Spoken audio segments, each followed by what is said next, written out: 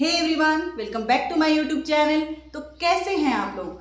I hope thumbnail देख के आपको आज के टॉपिक का पता लग गया होगा। हम बात करने वाले हैं पॉलिटिकल साइंस के जो रिजल्ट आया है आरपीएससी फर्स्ट ग्रेड में, जिसमें टोटल 250 वैकेंसी थी। मतलब 2 गुणा की कट ऑफ में 500 बच्चों का जिनमें चयन होना चाहिए था, वहां पे सिर्फ 6 बच्चों का चयन हुआ है। ठीक है, तो ये चीज क्या दिखाती है? इससे बहुत सारे स्टूडेंट्स में क्या है, डर की स्थिति पैदा हो गई कि भाई फिर हम एग्जाम क्यों दे रहे हैं, हम इतनी मेहनत करते हैं। ऐसी बात नहीं है कि और जो बाकी बच्चे हैं उन्होंने मेहनत नहीं की थी, मेहनत उन्होंने भी बहुत की थी, लेकिन क्या है कि पेपर को ही इस लेवल का बना दिया गया कि उसमें मतलब बड़े बड़े जो महारथी हैं, बड़े बड़े जो ऑलरेडी टीचर पोस्टेड हैं, उनसे भी वो पेपर सोल्व नहीं हो रहा था। तो देखो, मेन मुद्दा क्या होता है किसी भी बोर्ड का एग्जाम करवाने का, कि वो बच्चों में पता कर पाए कि उनमें क्या क्वालिफिकेशन है, क्या वो इस पोस्ट के लिए वो एलिजिबल हैं। ठीक है, इसके लिए उन्होंने 40% जो मिनिमम वाला है क्राइटेरिया वो लगा रखा है। लेकिन अब उसके लिए बच्चे रेडी थे और होना भी चाहिए, मेरे अकॉर्डिंग भी होना चाहिए कि अगर आप किसी पर्टिकुलर एग्जाम में 40% नहीं ला रहे हो तो भाई आप कल बच्चों को क्या पढ़ाओगे। लेकिन अगर आप पेपर देखो तो वो पेपर बच्चों के सिलेक्शन के लिए नहीं था, वो पेपर था कि मतलब वो जो टीचर थे वो साबित करना चाहते थे कि हम किस लेवल का पेपर बना सकते हैं कि कोई महारथी भी इसको सोल्व ना कर पाए। तो ये बिल्कुल किसी भी अगर बोर्ड ने ऐसा पेपर बनाया है तो वो बिल्कुल भी ये सही बात नहीं है। क्यों? क्योंकि हमें क्या है, पेपर का अगर एक लेवल होता है कि कुछ इजी क्वेश्चन होते हैं, कुछ मॉडरेट लेवल के होते हैं, कुछ हार्ड लेवल के क्वेश्चन होते हैं, जिस हिसाब पे मेरिट बनती है कि इजी क्वेश्चन की हर एक बच्चा उनको अटेम्प्ट कर पाता है, मीडियम तक कुछ बच्चे पहुंच पाते हैं, जो हार्ड लेवल तक क्रॉस कर पाते हैं क्वेश्चंस को, वहां पे बच्चों की छंटनी होती है, क्वालिफिकेशन वहां पे देखा जाता है कि कौन बच्चा एक्चुअली इस एग्जाम के लायक है। लेकिन अगर इस एग्जाम की बात करें तो उसमें सारे ही क्वेश्चन हार्ड थे। मतलब क्या था, टोटल अगर 40% की बात करो तो 150 में से बस 60 क्वेश्चंस अपने को सही करने थे। अब नॉर्मली अपने आसपास के जैसे किसी को बताते हैं ना अब ये कि ये वाला रिजल्ट रहा है पॉलिटिकल साइंस का, तो सब क्या बात करते हैं कि भाई क्या आप इतनी मेहनत कर रहे हो, इतने सालों से पढ़ रहे हो, तो आपसे 150 में से 60 क्वेश्चन भी सही नहीं किए जा रहे। लेकिन उनको अगर एक बार पेपर दे के दिखाओ, अब चलो ठीक है मम्मी पापा हैं, दादा दादी, उनको नहीं आइडिया, लेकिन जो टीचर्स हैं, जो कोचिंग सेंटर्स में पढ़ा रहे हैं, जो खुद एस्पिरेंट, जो खुद तैयारी कर रहे हैं, उनको आइडिया है कि वो पेपर का लेवल क्या था।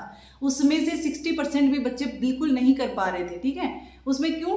क्योंकि क्या है कि जैसे मान लो 30 क्वेश्चन भी किसी को आ रहे हैं तो वो भी बहुत बड़ी बात थी। अब उसके बाद में हो गया रिस्क लेने की बात कि या तो आपको समझ में आ रहा है कि आपका इस एग्जाम में नहीं हो रहा सिलेक्शन, तो आप क्या करोगे कि वहीं पे हताश हो जाओगे। और कुछ बच्चों ने क्या है, वो कोशिश की होगी कि भाई चलो हो तो नहीं रहा, एटलीस्ट हम क्वेश्चन तो अटेम्प्ट करें। अब उसमें दिक्कत ये आ गई कि नेगेटिव मार्किंग है, तो उन्होंने कोशिश भी की, तो हो सकता है कि वो उनके गलत गए और वो नेगेटिव में चले गए जो क्वेश्चन उनके ऑलरेडी थे। ठीक है, तो इन सारी चीज़ों की वजह से जो भी बच्चे हैं उनको हताश नहीं होना है, आप अपनी तैयारी कंटिन्यू कीजिए। ये वाली जो है, मेरे को पता है बहुत लोग इस चीज़ पे ऑब्जेक्शन उठाएंगे, मे बी बोर्ड वापस ये वाली गलती रिपीट ना करे। ठीक है, तो आपको अपनी तैयारी करनी है। प्लस एक ध्यान में रखना है, अगर आप किसी चीज़ की पेपर की तैयारी कर रहे हैं एंड 40% वाला रूल है तो आपको 40% पे ध्यान देना है। जैसे हमारे आरपीएससी में क्या है कि 2 पेपर होते हैं फर्स्ट ग्रेड की, जीके वाला और एक सब्जेक्ट वाला, तो आपको दोनों ही सब्जेक्ट की इतनी अच्छी तैयारी करनी है कि आप एटलीस्ट 40% दोनों में क्लियर कर पाओ, वरना आपकी ओएमआर आगे चेक नहीं होगी अगर आपने एक में भी क्वालिफाई नहीं किया है तो। ठीक है, जैसे सेकंड ग्रेड की बात करें तो उसमें मोस्टली वही बच्चे सेलेक्ट हो जाते हैं जिनके 40% दोनों सब्जेक्ट में आ रहे हैं। ठीक है, तो आप एग्जाम्स का लेवल जान गए हो, अब उस हिसाब से अपनी तैयारी कीजिए, उस हिसाब से अपने आप को झोंक दीजिए उस पढ़ाई के अंदर। ठीक है, इस चीज़ से डरना नहीं है, बस अपनी मेहनत को थोड़ा सा और ज़्यादा कीजिए, थोड़ा सा अपना टाइम वेस्ट अदर चीज़ों के अंदर कम कीजिए एंड अपनी मेहनत को कंटिन्यू कीजिए। एक ना एक दिन आपको रिजल्ट जो है वो बिल्कुल मिलेगा। इस चीज़ के लिए बिल्कुल हताश नहीं होना है। इस चीज़ को लेकर अपना सिलेबस देखें, अपने मटेरियल को इकट्ठा करें, गाइडेंस लें। देखो ऐसा नहीं है कि आप बिल्कुल, अगर आप इस नई फील्ड में है कि मतलब आप पहली बार तैयारी कर रहे हैं तो आपको बिल्कुल आइडिया भी नहीं होगा इस चीज़ का, तो इसमें कोई बुरी बात नहीं है कि आप अपने किसी सीनियर, अपने किसी टीचर से या कोचिंग से गाइडेंस ले रहे हैं। ठीक है, तो आपको गाइडेंस लेनी चाहिए, बट ऐसा नहीं है कि आप 10 के पास चले गए, आपने मटेरियल इकट्ठा कर लिया, लेकिन उसके बाद में जैसे आप पढ़ने बैठे आपका मन किया कि एक मैं 11वें से पूछ लेता हूँ, एक इंसान से और पूछ लेता हूँ, वो फिर आपको बार बार नहीं करना है। ठीक है, सिर्फ अपने सब्जेक्ट के जो महारथी हैं, कुछ ना आपके टीचर होंगे, बड़े जो ऑलरेडी बड़े भाई बहन कोई भी जो पोस्टेड हैं, उनसे आप डिस्कस कर लीजिए एंड घबराना नहीं है इस चीज़ को देख करके कि ये रिजल्ट जो है 250 में से सिर्फ 6 बच्चे सेलेक्ट होंगे। और वो भी 2 गुना की लिस्ट निकाली है उन्होंने, उसमें एटलीस्ट 500 बच्चे होते इस टाइम पे, तो 250 भी, मतलब जो वैकेंसी है उतने भी बच्चे उस एग्ज़ाम में नहीं आ पा रहे हैं। तो क्या करना चाहिए? अपनी तैयारी को मजबूत कीजिए। बोर्ड का कोई भरोसा नहीं है किस लेवल का वो पेपर बना रहा है, पता नहीं क्या ही दिक्कत हो गई उनको। ऐसे लग रहा है बच्चों का सिलेक्शन नहीं चाहते वो, ठीक है। एक तो वैकेंसीज इस हिसाब से निकालते हैं, बिल्कुल कम कम वैकेंसीज निकालते हैं, उनमें भी पोस्ट बिल्कुल खाली जा रही हैं।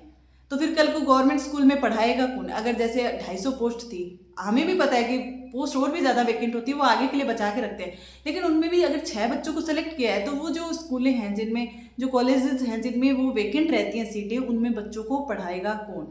तो इन सवालों से चलो उनको तो मतलब नहीं है, पर हमें अपनी एक जॉब है वो चाहिए ताकि हमारा करियर को हम सिक्योर कर पाएँ। तो हमें बहुत ज़्यादा मेहनत करनी है, अपनी मेहनत को कंटिन्यू रखना, डरना नहीं है इस चीज़ को लेकर के। All the best. I hope अगर आपने वीडियो को लाइक कर दिया होगा, अभी तक नहीं किया है तो कर दीजिए, एंड चैनल को सब्सक्राइब कर लीजिए। ऐसी और कोई इन्फॉर्मेटिव वीडियोज़ जो हैं, लेटेस्ट जो भी इन्फॉर्मेशन चल रही होगी वो आप तक ज़रूर पहुँच जाएगी। Thank you.